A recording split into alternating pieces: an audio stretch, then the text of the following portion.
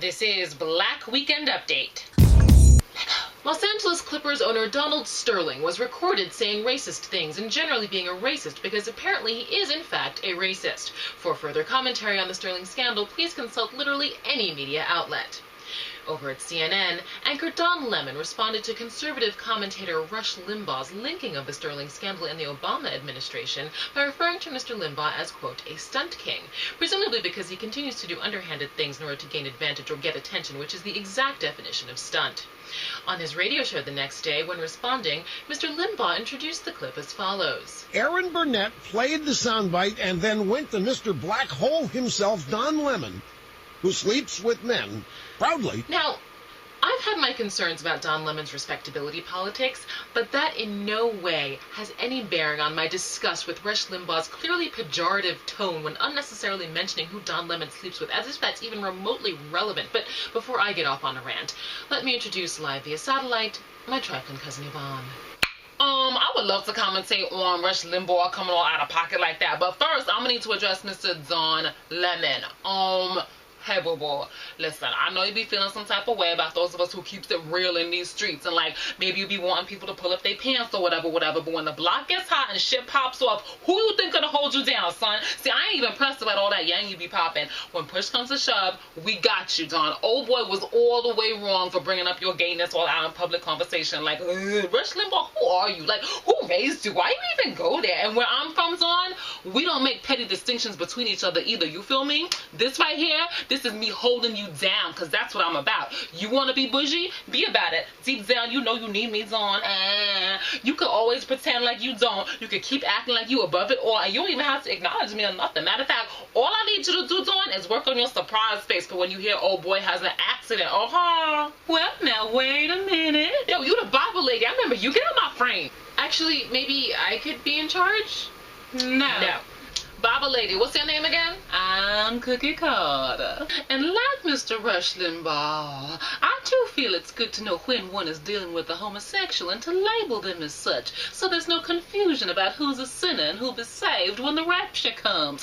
When the rapture? Bitch, please, rapture these nuts. You gotta be kidding. Right there. Bitch, what is this? Holy water, blessed by my husband, the Reverend Kenneth Carter, in the name of Jesus himself. Praise him. I always have it on me now, just in case I run into you again after the last time. You catch these paws. I wish you would. Lord, you better be glad you couldn't be a satellite right now. If you was here in person, I was sending you your God face to face, bitch. Would you ever in your life threaten me? Ain't a praise in the world that keep you safe from me, you old pearl clutching heifer. Don't you worry about keeping them eyelashes glued to your face before you start preaching to other people, you basic, basic bitch. Don't know I need a drink. Oh, so now you gonna just make it out like I'm the devil for real? Girl, bye. Cut my shit off.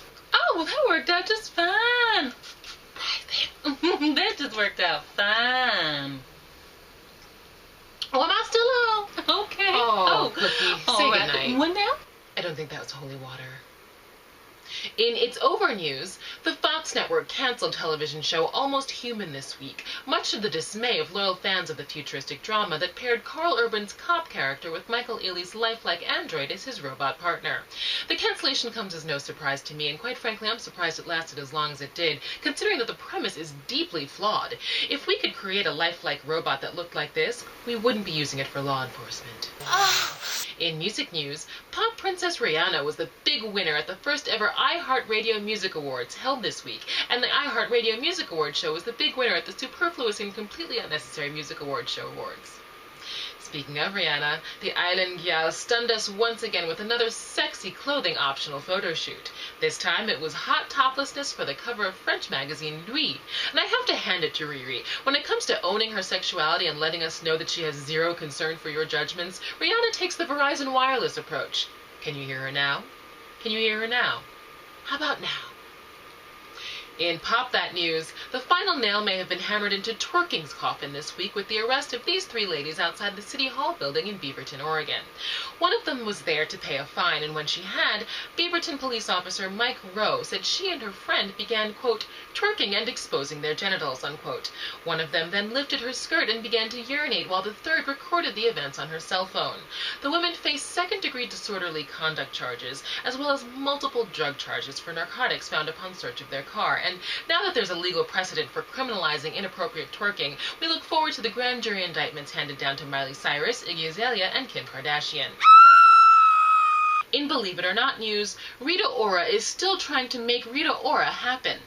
In Oopsie news, soulful singer Erykah Badu was flown to the Kingdom of Swaziland in Africa to sing Happy Birthday at a private event for their king, the last of the continent's absolute monarchs. Several human rights organizations slammed the singer for performing for the dictator, and they say tyrant. Ms. Badu admitted her ignorance of the monarchy, saying, quote, "I had no idea of the political climate, and I'm an artist with a big heart, not a political activist. Not my area of expertise," unquote. What followed was multiple days of human rights activists utilizing Twitter to attack the human singer, who also has rights. And besides, I bet anything Ms. Badu smuggled at least one political prisoner out of the country under one of her hats. Scandal star Kerry Washington makes the admirable choice to keep her private life private, and while I don't want to violate that, I do want to sneak in congratulations on the birth of her first child, a baby girl, if for no other reason than because I'm happy to be mentioning a Scandal cast member for a joyous reason, and not for very serious allegations of domestic abuse and attempted murder. In an actress so talented and beautiful she'd be considered A-list if only she were white news, Vanessa Bell Calloway. And now, dear viewers, a disclaimer before I get into this next story.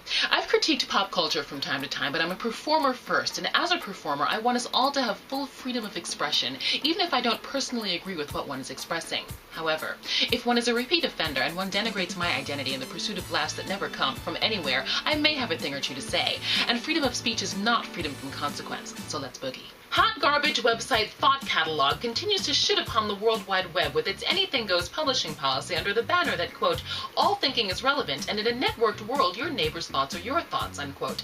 Going so far as to say, quote, we're not concerned with what bullshit people call quality, unquote. Well, color me a bullshit person then, because I am no longer able to can with Thought Catalog writer Nicole Mullen, which is to say I cannot. Nicole Mullen writes for Thought Catalog and the even more mirthless Thought Brochure as a woman whose bio reads, quote, just a fun mom and a teacher at a retarded school, unquote, but is actually Nick Mullen, painfully mediocre white male stand-up comic and alleged satirist. Detroit as a whole is like if the Holocaust had a shitty football team in a casino. Actually, that's a bad analogy, because at least in Auschwitz, work would set you free. In Detroit, they don't have jobs. Nick Mullen's alleged satire amounts to little more than racist half-jokes, marinated in heaping amounts of misogyny and seasoned with every kind of phobia there is, from trans to homo. Nick is aware of his awfulness, which is perhaps the reason for the assumed identity, and he writes frequently, as Nicole, that he will carry on despite massive feedback that his work is offensive, which alone is not a problem. Many works of greatness will also offend large chunks of the population, but when your most enthusiastic support is nothing more than a cursory defense of your First Amendment rights, you may want to clock just how far from greatness you are and check yourself before you wreck yourself. Nick/Nicole wrote a piece last month reveling in the fact that another one of the site's fake stories was picked up by credible news sources, although even that may be a fabrication, gleefully rolling around in the shit heap of their own making, as pigs and trolls are often wont to do. Ordinarily, we don't feed the trolls, but this is trolling with a paycheck and a platform, and as such, it's gotta go. Free enterprise being what it is, of course, it will carry on. But one questions such titles as, is feminism actually fascism?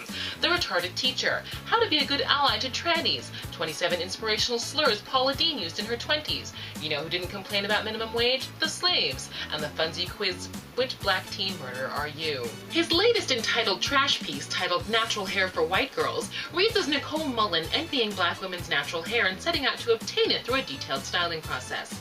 The scene is set with Nicole writing, quote, the two black women I know, Acura and Delicious, co-workers of mine, come into the teacher's lounge every day with a sense of confidence that I could only hope to one day fake.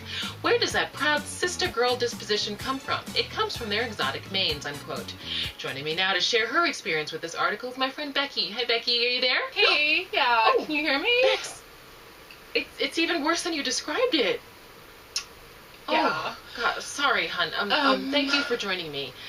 Can you share exactly what happened here? Yeah, okay, so, you know, I've always wanted to try the tight and curly look, like, you know, what I guess is called, like, natural on black women, but, like, I didn't know how. So I came across the Thought Catalog article, and it was, like, a total step-by-step. So I thought it was, like, instructions, and I was gonna ask you first, because, like, you know about hair and stuff, but then, like, I thought I'd just go for it and surprise you, but, like, it turns out it was all trying to be, like, funny or something, but like it wasn't funny at all. And I know, Becky, it wasn't. Not at all. Okay, y'all do it part about like using bleach and nail polish remover, like I didn't want to, but then like we've all done some pretty wild stuff for beauty, right? Like remember that one summer when I went blonde? Like that process kind of hurt, but like this was awful. Like it burned so bad, and like I'm not an idiot, you know. I'm not No, stupid. you're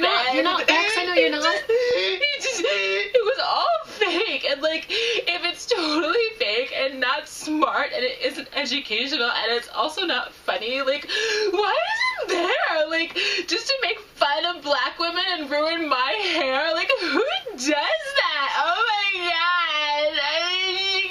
Okay, wow. Becky, thank you for joining me. I'm gonna come by and we're gonna fix your hair. Don't even worry about it. And to answer Becky's question of who mocks black women professionally, Nick Mullen does that. Oh, and also all women in Asian cultures and gay people and pretty much anyone who isn't a straight white man like he is. By the way, Nick, that's your cue to go ahead and hang your hat on being an equal opportunity offender because that always works out really well. Nick, you can write all of the "you can't stop me" manifestos you want. It's so obvious what it is that you think you're doing. I hope one day you actually achieve it. Until then, your racist, sexist blatherings are unwanted. Nick/Nicole, I can hear your cries for help in every line of your writing. But I don't know how to be creative. I don't know how to provoke thought without sinking to subhuman depths of fictitious drivel. Shh, there.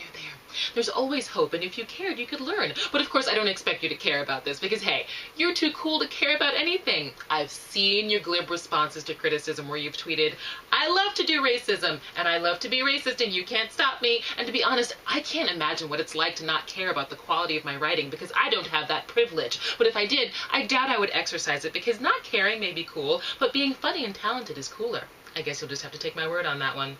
This has been Black Weekend Update. I've been Black P.A. Glenn. See you next time.